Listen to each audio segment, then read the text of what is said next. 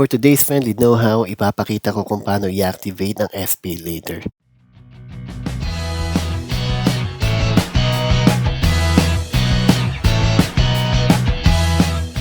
In this channel pala, I'm creating videos about helpful tips and basic how-tos. Help me promote my channel by liking and subscribing. Bago tayo magsimula, ano ba itong si SPayLater? SPayLater is available only to select Shopee users, and it allows qualified buyers to buy now and pay later, or choose an installment plan up to 12 months for their Shopee purchases. Kaya kung ikaw ay qualified at gustong i-activate ito, follow these simple steps. Click Me, and then select SPayLater. Click on Activate Now. Then enter the verification code na isesend sa registered phone number mo. Click Next. And then the first step would be to upload an ID.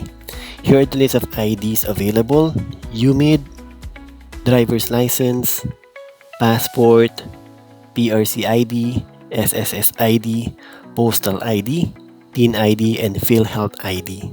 Okay, so UMID na lang ang gagamitin kong ID. I-allow ko muna to ngayon and then tuloy lang sa pag-upload ng ID.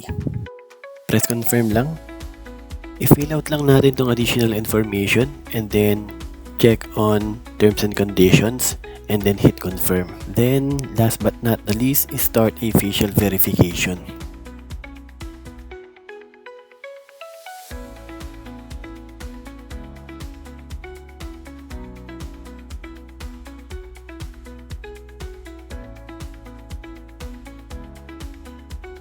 And there you go, you have successfully activated SPayLater. You have been pre-approved with a credit limit of 7,500. Shop now with a credit limit and pay later by 5th of the next month. If you find this video helpful, please like and subscribe.